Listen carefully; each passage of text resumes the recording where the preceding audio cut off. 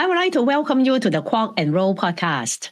I am your host, Kwok Hui Lan. Today, we are going to talk about creative entrepreneurship and how to build a fulfilling career. With me today is my former student from Candler School of Theology, Jiren Believer, who is a child of an immigrant and bicultural person. She is a global business and career coach, currently located in Germany. What do you mean by creative entrepreneurship? So an entrepreneur is actually someone that just starts a business, but a creative entrepreneur is just that, an entrepreneur. Because entrepreneurs are people who solve problems for the audience that they care about. And so often a creative entrepreneur is just someone who is always looking to solve problems, always seeing how things can be better and trying to make them better. So they're innovators, they're trailblazers, and they're just looking to build something that didn't exist before. They're natural visionaries, natural imagination-driven individuals, and visionaries. And so that is an entrepreneur. Why should people be thinking about being an entrepreneur? Oh, this is a big question. And with my clients, I often tell them that even if you're not thinking about being an entrepreneur, you should definitely be thinking about how to take an entrepreneurial perspective to your career. Because right now what we're seeing in the market is that jobs are a little bit more disruptible and AI is definitely changing the game. And it can feel very scary on how we can move forward in future employment. But that just means that we have to learn to become better advocates for our talent, our skill, and everything that we bring to the table. And so even if you're not thinking about entrepreneurship as a full-term gig or even as a short-term, it's very important that you consider yourself a free agent in today's job market and consider, does everything I bring to the table, all my talents, all my beliefs, all my values fit together so that I can make it clear to other people what I can do and how I can do it? And so that looks like building a personal brand, that looks like building an online presence, but that also looks like networking and getting very clear on what is it that matters to you? What is it that inspires you? What is it that you actually want to be doing long term? Because what we're seeing now is that the traditional job market isn't just going to be about the resume. It's going to be about like our values and our strategy and all that good stuff. So young people, especially in this day and age, should really look for creative ways to show their talents so that they can get it with the right opportunities and with the right people who are bought into them. And so I always say, even if you don't want to be an entrepreneur, think entrepreneurially about your career. Be the CEO of your own career, per se. Yes, exactly. People want to work for themselves and not for the bosses. Who receive an MDiv from Candler School of Theology at Emory University. I wonder, how did that study help you to become a global coach? I don't have many students working in your field, as you possibly can guess. Oh, my time at Emory and at Candler was super inspiring because I went there as a young person and I was pretty lost, or perhaps not lost. I was wandering, I'll say. And I was always wondering, what do I want to do in this world? And at Candler, I had 3 professors who really moved me into action. One was Dr. Ellison, who talked a lot about fearless dialogues and how he brought his creative approach to racial reconciliation. One was your class professor, Feminist Theologies of the Global South, and thinking about how does my identity as a South Asian woman change how I view the world and how I experience the world. And then third was Dr. Arun Jones, who was actually at that time the first kind of Indian mentor I had in my educational career. And that time for Candler for me was so inspiring because it really had me questioning and thinking, what do I want to be in this world? And how do I want to build that out? And when I work with entrepreneurs, yes, we talk about business strategy and brand strategy and positioning and messaging and all of that stuff. But really at the heart of all of this is that inner work of who do I want to be in this world and what are the values that I want to stand for? And that's really what I help people draw out and create in themselves. And so sometimes I think that my program, my coaching program, is me distilling all of these lessons I learned at Candler to be digestible for people who may not be able to take an experience like that. And I think I was definitely out of the mold in Candler too, but very much in the mold in my own company. And I believe that a lot of individuals, especially when we talk about creative entrepreneurship, are people who don't fit into the mold. And there can be a lot of questions of where do I fit in at all? But once we start to look at everything we bring to the table, all of our talents, all our experiences, we start to recognize, wow, we are very capable people that we can do beautiful things in this world. So Candler actually inspires me a lot, even if it doesn't seem like the most logical connection. What do you do, June, before you become a global coach? Oh, I was a media coach for CEOs and founders. I was a ghostwriter for them. So I built out their personal brands. I think I worked on about 65 personal brands when I was at this digital marketing agency. And actually, that's where I got inspired to start my own company because like you mentioned earlier, I'm a child of immigrants. Both of my parents are from Punjab, India, and they immigrated to Canada. And both of my parents started businesses to put us through school, make ends meet, etc. My dad was a landscaper, has his own landscaping company, and my mom runs her own insurance firm. And I used to just think that was just like their jobs per se. And once I started working with entrepreneurs and CEOs full time, I started to realize, oh, entrepreneurship doesn't just belong to tech bros. That's how we can sometimes think because the word entrepreneur is so fancy and long, actually. But I realized that entrepreneurship is actually at the heart of migrant communities and how immigrants and children of immigrants and bicultural thinkers find a way to enter into systems that may not always see them and find creative ways to make a living in these systems. And so as I was working with those CEOs, I started to recognize and really appreciate the entrepreneurial background and the way-making background in my own communities and started to get very serious about how can we empower more entrepreneurs, more change makers that come from these minority communities, that come from these migrant backgrounds, that already have the entrepreneurial spirit within them, but are thinking, how do I do more or how do I build more and build more impact? And so that's what I did before. And that's what inspired me to start my own coaching company. It may be very good for you to give some tips to the audience who wants to be entrepreneur. What are the things they should be thinking about? So the first thing that I would suggest is don't get so intimidated by the term entrepreneur. An entrepreneur is basically somebody who solves problems for an audience that they care about. And the very first tip I would give is if that's interesting to you, if carving your own way, trailblazing your own way, making your own living is interesting to you, start really seriously learning how to copyright and how to be a good marketer, because copywriting is such an essential tool to help put your ideas out in the world and such a powerful tool for you to carve your own path. Don't just put everything into ChatGPT. I know ChatGPT is all the rage. It's cool, it works and all that good stuff, but learn to copyright and champion your own ideas. Number 2, I'd say, is increase your tolerance for learning and failure. A lot of entrepreneurial skills are just life skills, and it's getting good at doing something long enough, even though you're a beginner, even though you may not be very good, and putting the reps in to get better and better all through the process. Get comfortable in that experience. Get comfortable in that learning experience and picking yourself back up when things might not go your way, because being a forever student and a forever learner goes a long way when you choose the entrepreneurial path.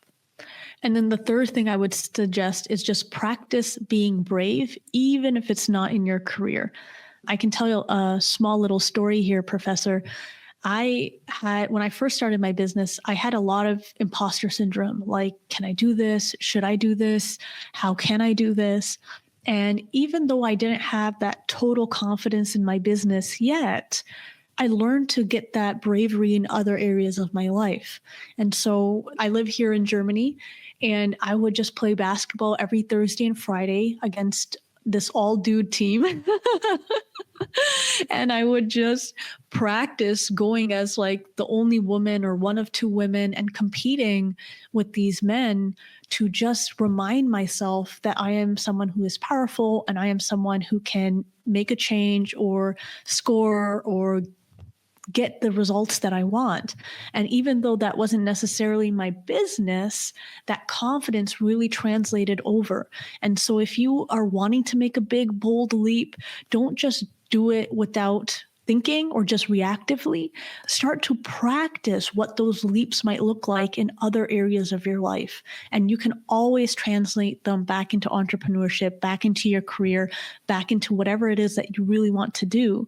But bravery is actually a skill practiced.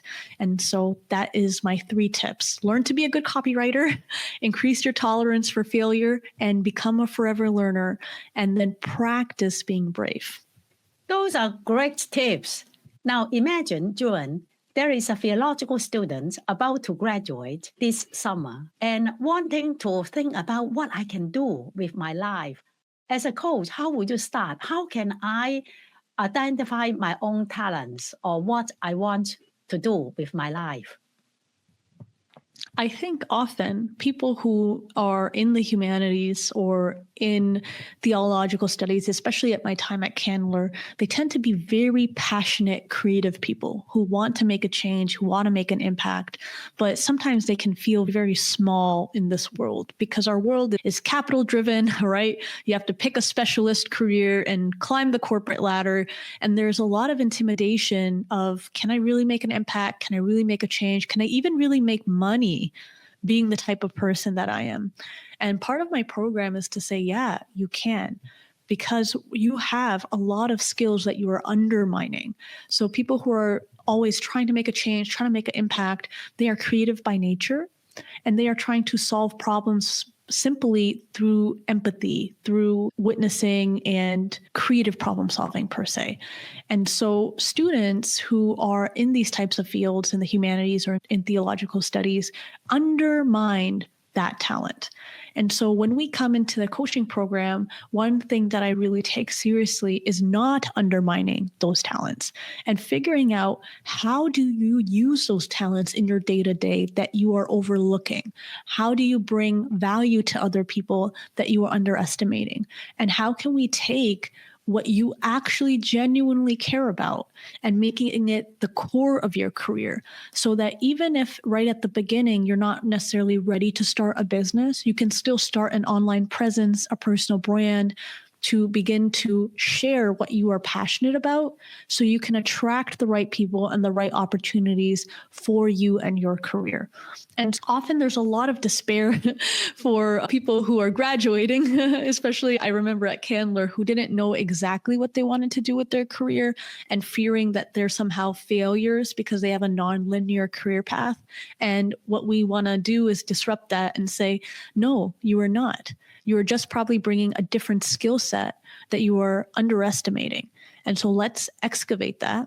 Let's figure out what actually drove you to create the achievements you have so far and how we can build your career around those traits and communicate that to others so it's clear what you offer and what value you offer. And so it's very important, if you are feeling lost like this, to get the support you need and to partner with somebody who can help draw that out for you. And then, of course, at the end, it's all about positioning you in the market to be the go-to person for these problems that you are passionate about solving. So in a nutshell, for any theological students, I'd say don't despair. Get support to figure out what is it that is super unique about me that I offer to the workplace, to the world, and then learn those hard skills to position, brand, and market yourself to the right people. So often when I talk about this, people are like, ooh, branding, that sounds like too corporate, but that's not what we're going for. What we're going for is an authentic presence that other people can buy into so that you can attract the right people and the right opportunities. And so that's just a skill set we need to learn, is how to position ourselves for those types of experiences, for those type of opportunities. It takes a little bit of work, but it's totally worth it. You talk about the importance of online presence. Nowadays, we are all saturated with the social media platforms. How to build an online presence then? Oh, this is a very important question. It is, in this day and age, so important to build an online presence. One, because it's free and you're able to put your message out there without really putting a lot of capital behind it. And two, because it's one of the strongest ways that you can attract people who value what you value. And so one thing I go through with my clients is we do a whole process where we do a self-discovery process where we really figure out, okay, what is it that is special about you? What do you stand for? What do you care about? And really understanding everything that makes you magnetic and all of the ways that you can bring that to your online presence. And then because we've done this like inner work, it's very natural to start to think about what is the content I want to produce? What is the type of maybe mediums that I want to be putting out on social media? Because typically people burn out when they're building their personal brand because they haven't done this inner work to figure out what is the message that they actually want to be putting out. And so when it comes to building that presence, it's not so much about how much you can throw out or how quickly you can throw out, but how thoughtfully you can create a sustainable presence online. And that's something I teach my clients to do, is what is it that we want to really build and position out there? And how can we do it sustainably for the long term? And when you do that, when you find a way to make content creation fun, to show up regularly and get a good cadence for yourself, it is a very powerful way to get the right people bought into your work and to just start building community with people who care about things that you care about. And that's how you organically start building and moving your career forward. It's very important that you take your social media as an extension of your energy, an extension of your work, and use it to create interest around you and your work. And similarly, to get connected with other people whose work you are interested in. So do not underestimate the power of social media. Do not underestimate the power of an online presence, but do approach it in a sustainable and strategic way so you can work with it long term. You also talk about the importance of media presence, and you coach the CEOs and business people. Can you also give us some tips about media presence, especially those who are afraid of public speaking? Yes, practice. It is not normal to talk into a camera. It's not easy to talk into a camera. It's not natural to talk into a camera. And I know you're scrolling through Instagram or TikTok and thinking that it comes natural to everybody. It doesn't. It takes practice. And the more you practice, the more comfortable you get with it, the more you make it fun, the more sustainable you'll be able to make it long term. And I really struggle talking on camera still. I've done it so many times. And one thing that I do that's just a practice is I talk into the camera for about a minute a day about a story that I want to tell, and then I just leave it. I don't watch it over. I don't critique myself. I just practice talking into the camera because it does take practice. The thing is, don't be hard on yourself, practice, and get comfortable that it's going to be uncomfortable, but those reps that you take, that practice that you create for yourself makes it a naturaler and more organic process over time. Yes, I remember Steve Jobs. When Apple had a new product, he will come and then to market the product. And wow, behind the scene, practice and practice, down to lighting, where he will be standing. And he always finished with one more thing. There's almost like a ritual. So I think that what you said is so important. We think this will be natural born talents. Those are not. You really need to learn it very diligently. Can you share with us who are the clients you are working with now? Yeah, for sure. So I take clients from all over the world. Right now, I have clients in England, US, and Canada. So all in lots of different places. And they are all children of immigrants. And then 2 immigrants who are children of immigrants in new countries. And I am basically coaching them to build out their own businesses and really to help create a greater impact in terms of resources that are available to their clientele, and also just to build a career scope that is more fulfilling. One thing that's amazing about being an entrepreneur is you are also the decision maker. So you have a lot of creative power of what you want to do in your business. You have a lot of autonomy on how you want to use your time. And so one thing that I love doing with my clients is finding ways to design and build their business so that it works for them, for their lifestyle, and for their future goals. And so those are what I'm working on right now.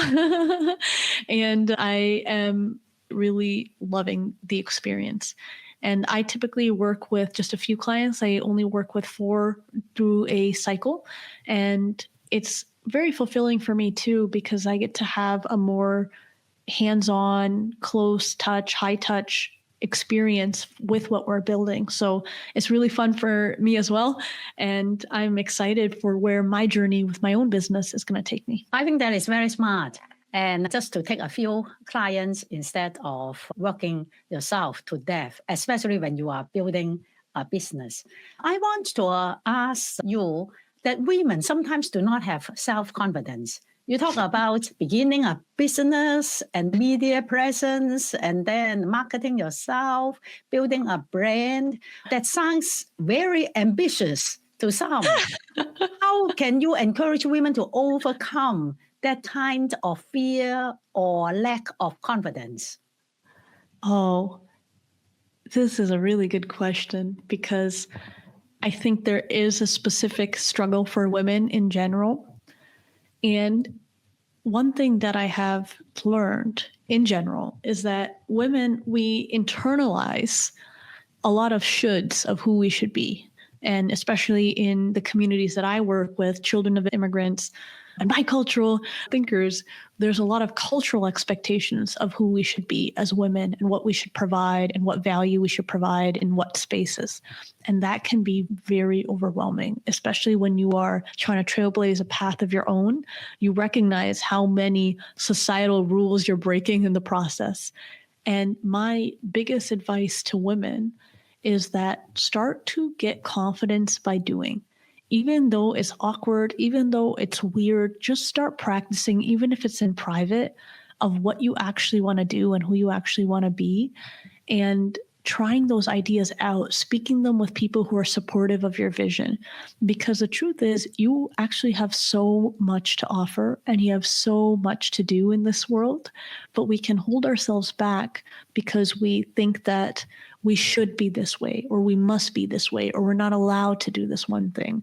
But when you start stepping forward and recognizing that, oh man, I've actually achieved a lot of success in my life because I dared to try something different. I dared to try something new. You can recognize that you just have to translate that skill into what you want to do next.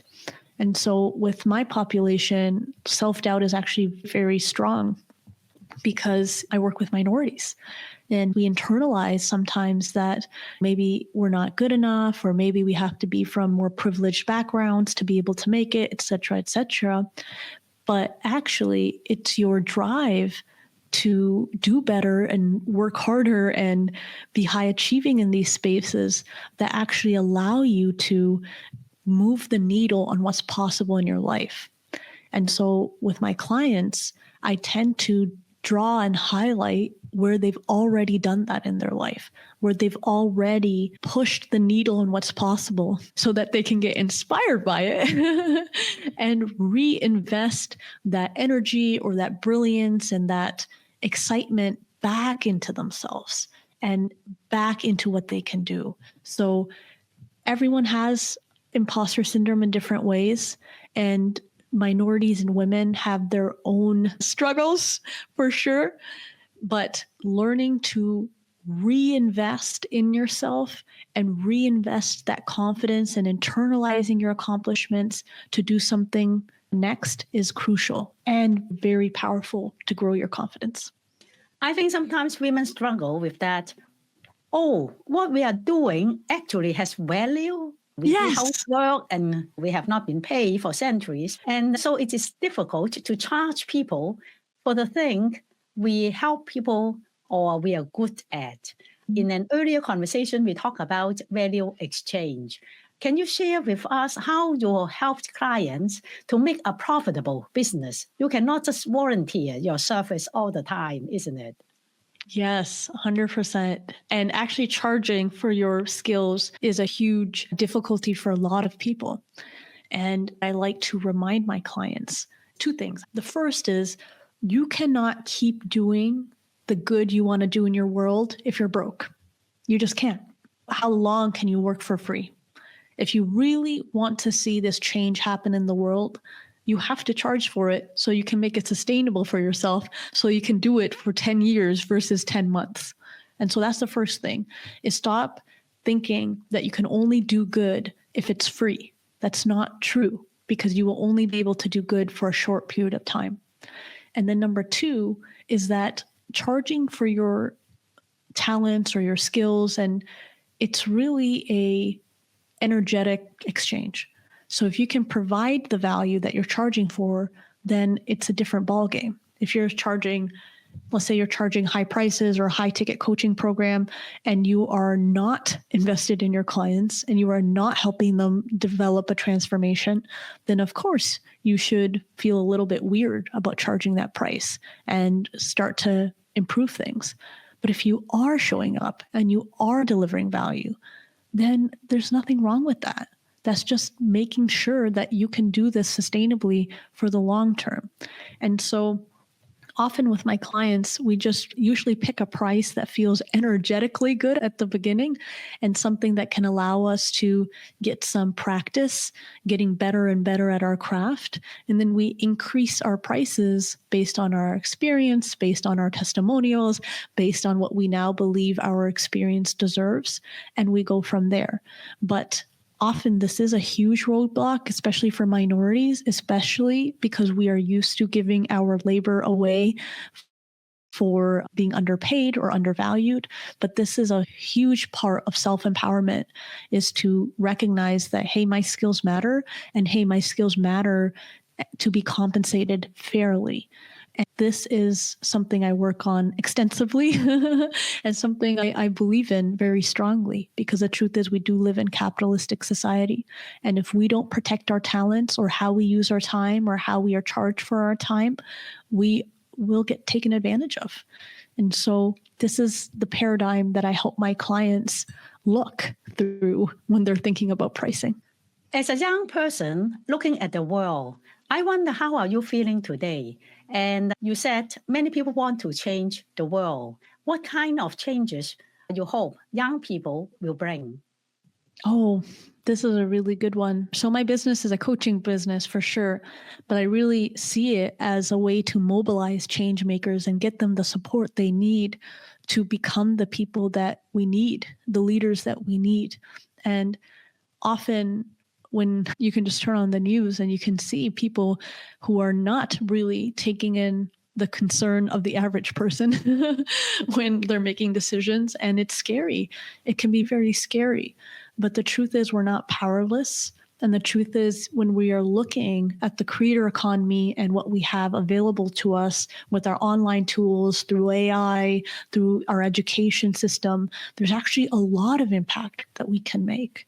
And so I am working with different clients who want to, for example, empower women in toxic workplaces so that they can have a stronger career and more support as they enter into executive positions. I'm working with a dietitian who wants to make good nutrition and nutritional education more accessible. And when we empower change makers and we empower voices that can really support and help others, we lift everyone up. And so The thing is, nobody can really change the whole world, the macro elements of the world, but we underestimate the influence we can have in our own micro narratives. And as I have started my own business and I also help other people start their own businesses, I can see in a very real way how we can enact changes in our 3 feet around us in very profound ways by just bringing our creativity forward and building our career around our creativity. And the thing is, if something in the world angers you and you wish it was different, it's very powerful to start to invest in yourself and build out what you wish existed and create what you wish existed. And it just changes the whole ball game. So for me, I went to Candler. I think a lot about what does it mean to be a minority in this space, a privileged minority in this space. And I've found ways to take the things that concern me most and produce a solution to it. Is it a solution that can be implemented in the whole world in every context? No, but I believe it's a very powerful solution for my audience. And that's just what entrepreneurship is. None of us can save everyone, but we can do something that can better us, better the people we care about, better our communities. And we should really let that fire and that knowing drive us and not be afraid of it, because it is so fulfilling when you allow that to transform you. Thank you for these encouraging words. And thank you for joining the podcast today. If you like this episode, please click like and comment. I will see you in next episode.